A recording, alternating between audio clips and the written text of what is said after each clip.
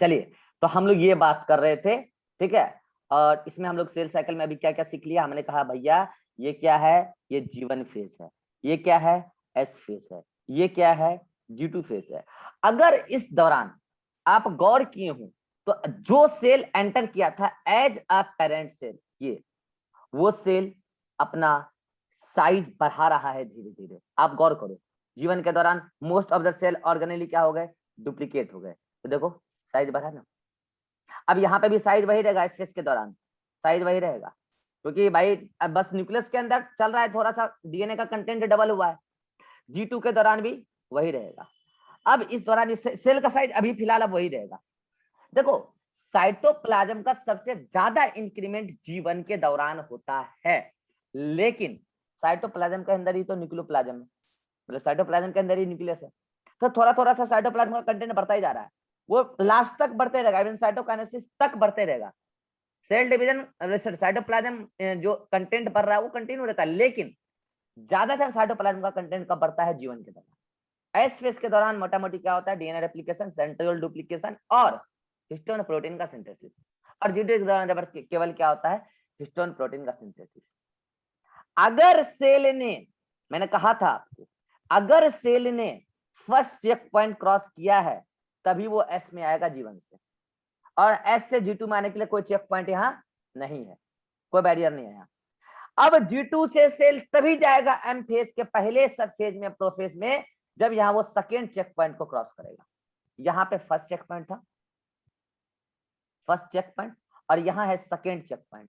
तो ये पूछा जाता है सेकेंड चेक पॉइंट कहाँ है, G2 और प्रोफेज के बीच में। ये है प्रोफेज, मेटाफेज, एनाफेज, टीलोफेज, और ये है आपका साइटोकाइनेसिस, और ये है आपका G0।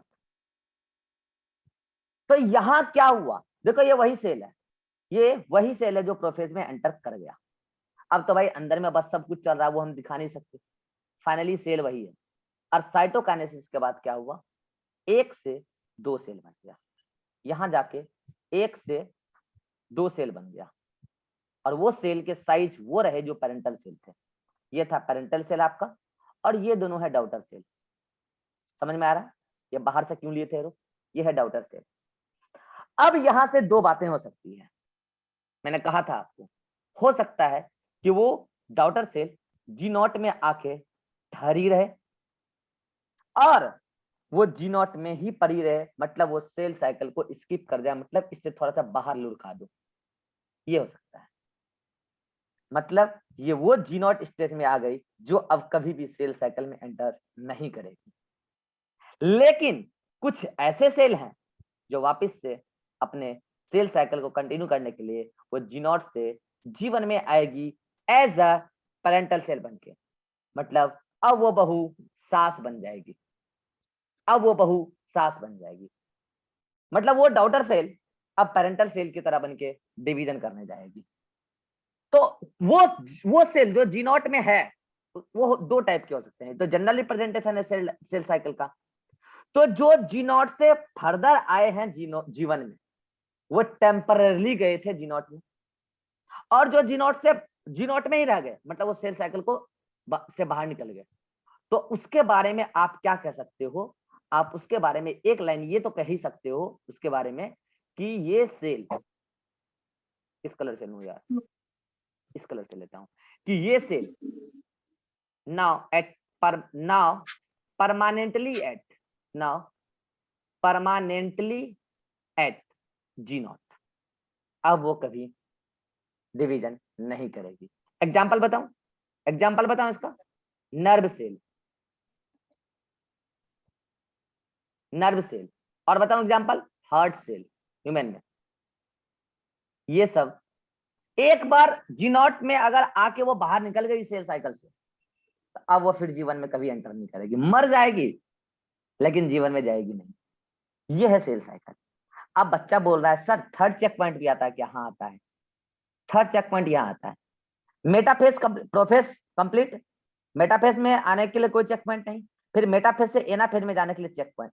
अरे कौन से चेक पॉइंट क्या चेक करता है वो सब आगे आपको मैं समझा दूंगा। ये क्या है, थर्ड चेक पॉइंट है। ये क्या है, थर्ड चेक पॉइंट है।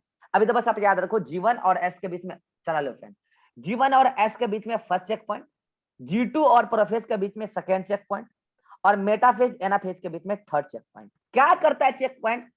अलग अलग चेक पॉइंट का अलग अलग काम है, वो मैं बाद में डिस्कस करूंगा, ठीक है। अब बात हुई क्या कि सारे फेजेस का नामांकन जो हुआ है वो कुछ ना कुछ सोच के ही हुआ है। जैसे कि मैंने कहा आपको कि यहां से यहां तक वाली पूरी बातें, कहां से, यहां से लेकर यहां तक वाली सारी बातों को मैंने क्या बोला? इंटरफेस। क्या बोला? इंटरफेस। क्या मतलब है यार इंटरफेस का मतलब? इंटरफेस का मतलब है, इंटरफेस का मतलब है phase between, between two successive, successive का मतलब समझते हो? एक के बाद एक, टू सक्सेसिव एम फेज। अरे एक सेल ने अभी एम फेज मान लो कंप्लीट किया, बना दो डॉटर सेल। अब ये डॉटर सेल जब जाएगी करने के लिए दोबारा, मतलब ये डॉटर सेल को जब अब अपना अभी जस्ट बनी है ये एम फेज की वजह से ही डॉटर सेल। अरे किसका माइक ऑन है? बंद करो बेवकूफ। कितना बार समझाएं क्लास के बाद माइक बंद करो, जब बोलेंगे ऑन करने तब करना। ये डाउटर सेल है, ये डाउटर सेल खुद बनी है अभी एम फेज की वजह से। अब इसको जब एम फेज करना पड़ेगा तो ये इंटरफेज को होकर गुजरना पड़ेगा। इंटर मतलब बीच में, किसके बीच में?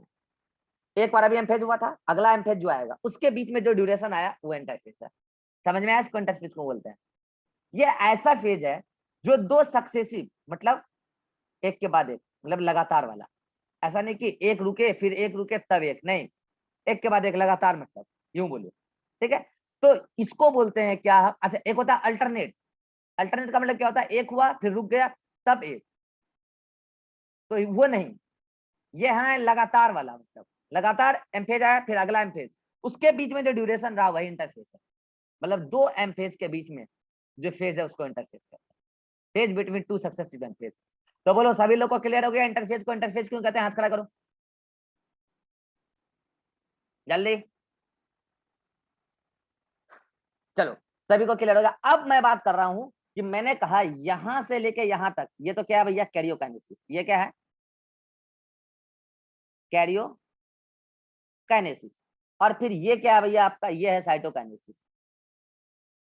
ये क्या है? साइटोकाइनेसिस। और मैंने समझाया आपको कि साइटोकाइनेसिस और कैरियोकाइनेसिस को मिलाकर, मतलब यहां से यहां तक, ये है आपका एम फेज, ये है आपका एम फेज। सारा बात नोट्स में लिखा हुआ है, मैं बस एक्सप्लेन कर देता हूँ। मैंने कहा ना नोट्स में सब कुछ अच्छे से लिखा हुआ है, जो जो एक्स्ट्रा है मैं बता दूंगा क्या एक्स्ट्रा है, ठीक है। ये एम फेज, इसके बारे में कहते हैं कि एम फेज स्टार्ट होता है कैरियोकाइनेसिस से, आपको दिख ही रहा होगा। कैरियोकाइनेसिस में फिर अलग अलग चार स्टेज है, प्रोफेज, मेटाफेज, एनाफेज, टेलोफेज। क्यों बांटे अलग अलग चार कैटेगरी में, मैं आपको बताऊंगा। एक क्रोमोजोम के बिहेवियर के बेसिस पे मैं आपको आगे समझाऊंगा, ठीक है। क्रोमोजोम के बिहेवियर के बेसिस पे चार अलग अलग स्टेज में। तो ये एम फेज स्टार्ट होता है कैरियोकाइनेसिस से और खत्म होता है साइटोकाइनेसिस से, आपको दिख रहा होगा। और साइटोकाइनेसिस के बाद एक सेल से दो सेल बन जाता है। लेकिन अभी देखो, एम फेज स्टार्ट हुआ कैरियोकाइनेसिस, मतलब एक न्यूक्लियस से दो न्यूक्लियस बन जाता है, और साइटोकाइनेसिस के बाद वो दोनों न्यूक्लियस एक एक सेल में चला जाता है। लेकिन अगर ऐसा नहीं हुआ कि karyokinesis is not followed by cytokinesis, मैंने फॉलो का मतलब समझाया था, याद करो, कि अतिक उस लड़की के पीछे भाग रहा है तो अतिक उस लड़की को फॉलो कर रहा है, ना कि वो लड़की अतिक को फॉलो कर रही है। मतलब आगे जो चल रहा है, आगे कौन है? पहले कौन हो गया? कैरियोकाइनेसिस। बच्चा बोलेगा नहीं आगे तो साइटोकाइनेसिस दिख रहा है। अरे पहले हुआ कौन? इवेंट पहले कौन हुआ? कैरियोकाइनेसिस। मतलब कैरियोकाइनेसिस पहले हुआ, साइटोकाइनेसिस बाद में हुआ, मतलब karyokinesis is followed by cytokinesis. अगर ऐसा नहीं हुआ तो पता क्या होगा? एक सेल के अंदर कई सारे न्यूक्लियस बन जाएंगे, तो उसको बोलेंगे मल्टी न्यूक्लिएटेड कंडीशन। और इस तरीके से एक सेल के अंदर कई सारे न्यूक्लियस का बनना सीनोसाइट कहलाता है। लेकिन पता है आजकल हो क्या रहा है? सीनोसाइट वर्ड ही उड़ा दिया गया है, कई सारे बुक में लिखा हुआ नहीं मिलेगा। सीनोसाइट को ही सिंसियम कह देते हैं, SYNCTIUM, सिंसियम। मैंने कहा था ये एनिमल सेल में यूज होता है ज्यादातर, और वो भी कहाँ? जहां पर कई सारे सेल फ्यूज कर जाते हैं तो मल्टी न्यूक्लिएटेड कंडीशन आ जाता है। लेकिन क्या करें आजकल? सिनेंसियम, सिनेंसियम स्पेलिंग SYNA, स्पेलिंग में बता देता हूँ, SYN, हाँ ठीक है ठीक है, CYSYN, सिंसियम, बस ये वाई छूटा था, ठीक है। हाँ, तो मैं क्या कर रहा हूँ, सिंसियम तो एक्चुअल में क्या होता है कि जब सेल फ्यूजन होता है तब जाकर मल्टी न्यूक्लिएटेड कंडीशन आता है। लेकिन क्या करें, बुक में आपको कई जगह प्लांट सेल के केस में भी लिखा मिलेगा सिंसियम, और ये भी लिखा मिलेगा कि यहाँ पर क्या हुआ है, karyokinesis is not followed by cytokinesis, और लिखा मिलेगा सिंसियम। और मैं बता देता हूँ, ये नारियल का पानी होता है ना, अब मैं क्लियर कर दे रहा हूँ, उसको बोलते हैं एंडोस्पर्म, कोकोनट एंडोस्पर्म। और पता है वहां पे मैंने समझाया था आपको, होता है एक्चुअल में वहां क्या है, कैरियोकाइनेसिस होते जाता है, साइटोकाइनेसिस लास्ट में जाके होता है। तो तब तक तो बीच में ऐसा कंडीशन हुआ ना कि मल्टी न्यूक्लिएटेड कंडीशन हो, तो उसको तो करेक्ट, मोर करेक्टली क्या बोलना चाहिए, सिनोसाइड, लेकिन नहीं बोलते। 12th वाली एनसीईआरटी में लिख रखा है सिंसियम, 12th वाली एनसीईआरटी। तो अब बच्चा बोल रहा है सर अगर दोनों ऑप्शन में आ गया तो क्या चूज करेंगे। जिस दिन दोनों आ जाएगा ना, टेक्निकली जो सही है वही चूज करना, सिनोसाइड सही सही होता है, ठीक है, सही चीजें सही ही होती है, चाहे बोलने वाला कोई भी हो। जिस दिन दोनों ऑप्शन में आ जाएगा, कोकोनट वाला एग्जांपल दे दे, दोनों ऑप्शन में आ जाए तो क्या लिखोगे, सिनोसाइड। अगर ऑप्शन में कुछ लिखा ही नहीं हो, कुछ और ही अलबल कुछ और लिखा हो, सिंसियम दिया हो, सिंसियम मार देना, छोड़ मत देना, ये मत सोचना बोनस हो जाएगा, मार देना सिंसियम। अब क्या करें, गलत लिखा है वो करेक्शन हो ही नहीं रहा, और अच्छे अच्छे बुक में सिंसियम वर्ड यूज हो रहा है, सिनोसाइड वर्ड ही उड़ गया है, ठीक है। तो ये मैं ये बता रहा था कि एम फेज स्टार्ट होता है कैरियोकाइनेसिस से और खत्म होता है जाके साइटोकाइनेसिस से, और तब अगर जी नॉट आना है तो आएगा, जिसको रुकना है, नहीं रुकना है तो फिर वो चला जाएगा, ठीक है। और एक बात है मुझे बात करनी है यहाँ पे, एक बात बताना, बच्चे सोचते हैं सर जीवन में, एस में, जी2 में प्रोटीन सिंथेसिस हुआ, क्या एम फेज के दौरान और जी नॉट के दौरान, पहले एम फेज के दौरान बताओ, क्या एम फेज के दौरान प्रोटीन सिंथेसिस रुक गया है या हो रहा है, रुक गया है या हो रहा है,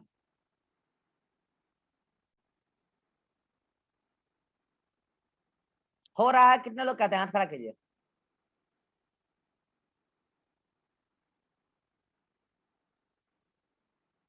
हर्ष, अच्छा रुक गया है, कितने लोग बोलते हैं, हाथ खड़ा कीजिए अब, जो बोलते हैं रुक गया है।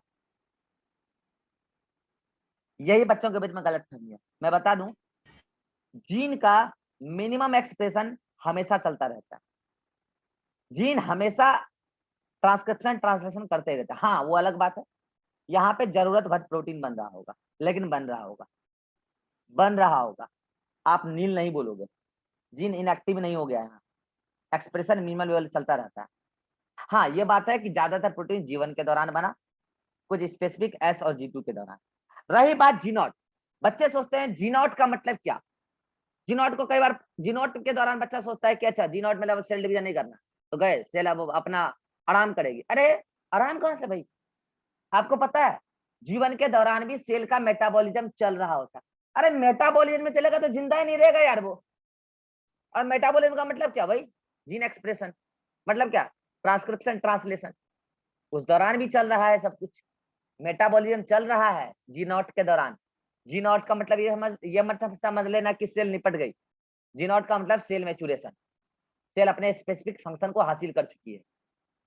सेल तो मरेगी तब जब सेनेसेंस आएगा, बुढ़ापा आ जाएगा तब, तो जी नॉट तो वो है, सेल मैच्योरेशन का फेज है यार वो, ठीक है। यह बातें मैंने बता दिया। अब एक बात आपको एनसीईआरटी में लिखा मिलेगा, interphase is also called as resting stage, resting stage, ये बहुत बड़ा लोचा है। असल में पता है, ये पुराने साइंटिस्ट जो माइक्रोस्कोप में स्टडी करते थे सेल डिवीजन को, वो बोल के चले गए और आज तक ये वर्ड यूज हो रहा है। एग्जाम में आई resting stage of cell cycle, interphase answer जाएगा। लेकिन क्या एक बार बताना, इंटरफेज के दौरान सेल क्या रेस्ट कर रहा है, मतलब आप 2 साल से तैयारी कर रहे हो, अभी आप फाइनल एग्जाम देने लायक हुए नहीं हो, तो क्या आप अभी आराम कर रहे हो, हाँ आराम कर रहे हो, अरे तैयारी ही तो अभी कर रहे हो यार। तो फिर इसको रेस्टिंग फेज क्यों बोल दिया साइंटिस्ट ने, ये एनसीईआरटी एग्जाम्पल का क्वेश्चन है। एक्चुअली इस दौरान सेल जब माइक्रोस्कोप में देखी जाती है तो सेल के अंदर किसी प्रकार का कोई मूवमेंट नहीं दिखता, ना ही क्रोमोजोमल मूवमेंट, ना ही सेल डिवाइड होता हुआ दिखता है। मतलब ऐसा लगता है कि सेल जीव का त्यों रखा हुआ है, क्योंकि सेल के अंदर जो हो रहा है वो हो रहा है प्रोटीन सिंथेसिस, वो दिखता नहीं है माइक्रोस्कोप में क्लियरली, ये सब चीज हो रहा है। तो इस साइंटिस्टों को लगता है अरे यार अभी कुछ हो ही नहीं रहा है, रेस्टिंग स्टेज है, इसीलिए वो, किसका साउंड ऑन है, बंद करो, किसका साउंड ऑन था, किसका ऑन था? मेरा ऑन था सर। क्यों ऑन किए थे? पता नहीं सर, लगता टिपा गया था। तुम लोग सुधरोगे नहीं सुधरोगे? हम कितना अच्छा अच्छा पढ़ाने आते हैं, तुम लोग दिमाग खराब कर देते हो यार। मैनर नाम का कोई चीज नहीं है तुम लोग में।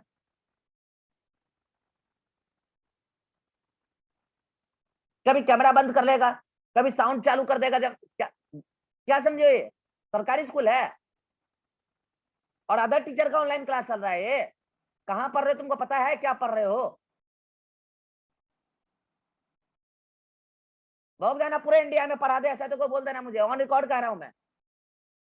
पूरे इंडिया भोग लेना, पढ़ा दे ऐसा कोई तो बोल देना मुझे, ऑन रिकॉर्ड कह रहा हूं, ऑन रिकॉर्ड। फिर क्लास में डिसिप्लिन फॉलो नहीं करते हो। कुछ चीजें सीखने के लिए डिसिप्लिन फॉलो करना पड़ता है। ये चीजें आज के बाद कोई नहीं करेगा, बता दे रहा हूं। साउंड ऑन कर देता है बीच में, पढ़ाने में डिस्टर्ब करता है, बेवकूफ सब। इतना अच्छा कंटेंट दे रहे, लो ना। क्या कह रहा था मैं, क्या कह रहा था? रेस्टिंग स्टेज, हाँ याद आ गया। तो साइंटिस्टों को ऐसा लगता है कि ये इस दौरान सेल डिवाइड नहीं कर रही है। सही बात है, सेल डिवाइड नहीं कर रही है, लेकिन तैयारी तो चल रही है यार। रेस्टिंग कहाँ, रेस्टिंग कहाँ, मेटाबॉलिज्म तो चल ही रहा है। इवन जीवन में तो सबसे अधिक मेटाबॉलिज्म चल रहा है यार। ठीक है, तो ये हो गया। मैंने इसको बोला कि इंटरफेस को सब कुछ नोट्स में लिखा हुआ है। इसको रेस्टिंग स्टेज क्यों कहते हैं मैंने भी समझा दिया। एक वर्ड आपको और सुनने को मिलेगा, एम फेज को कहते हैं most dramatic stage. Most dramatic stage. अरे बताते हैं इसको क्यों बोलते हैं मोस्ट ड्रामेटिक स्टेज।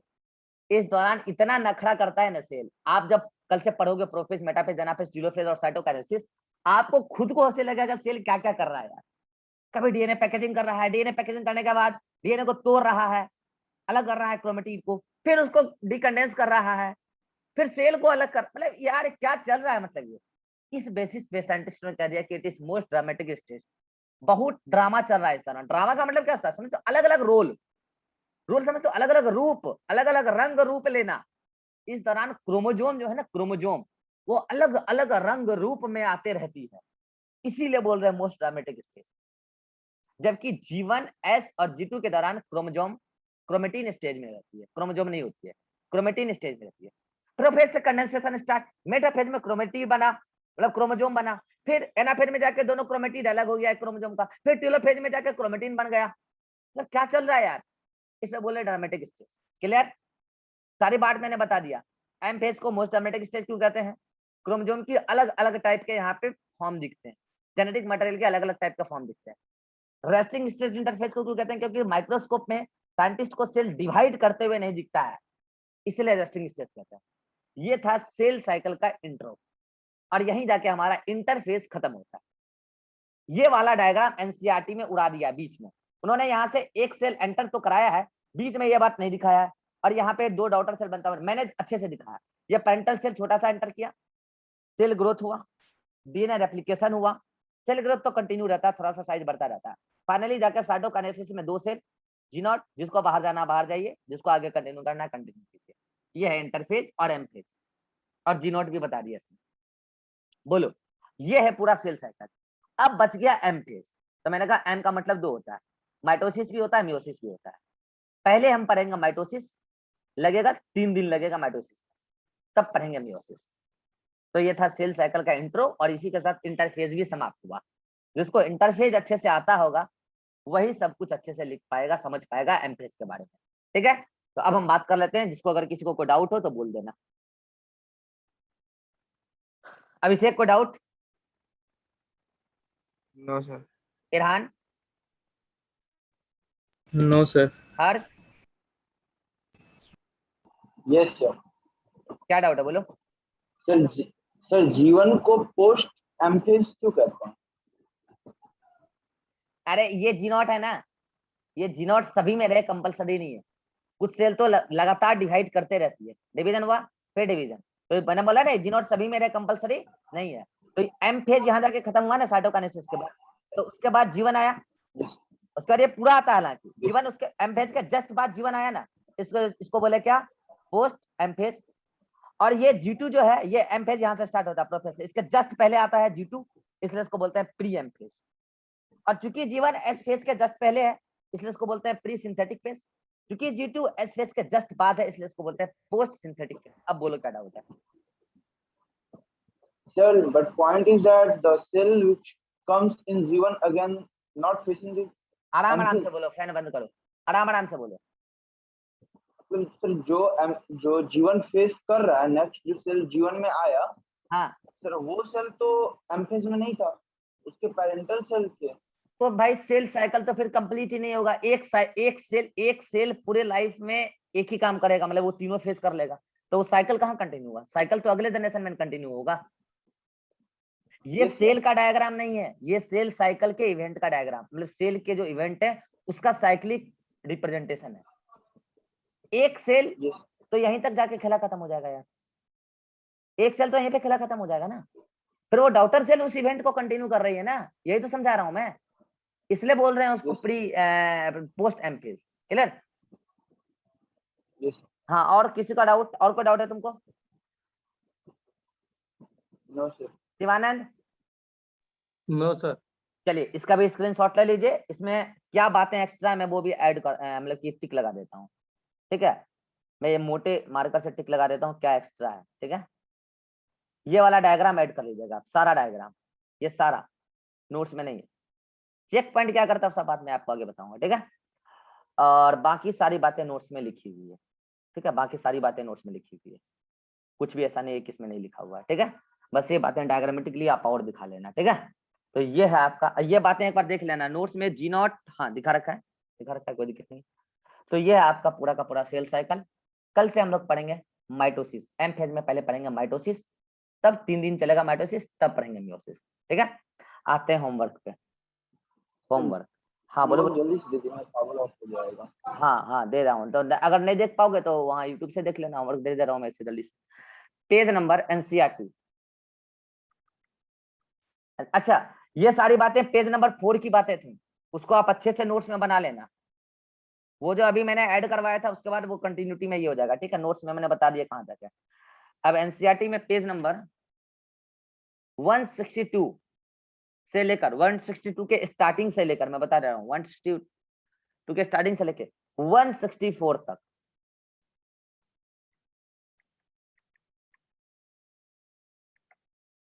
स्टार्टिंग से 164 में कहा, तो एम फेज के पहले तक, एम फेज के पहले तक रीड कर लेना अच्छे से। इसमें इस दौरान आपको पेज नंबर यहाँ पे 163 पे नीचे डब्बा में 4 क्वेश्चन मिलेगा, उसको सॉल्व करके आओगे।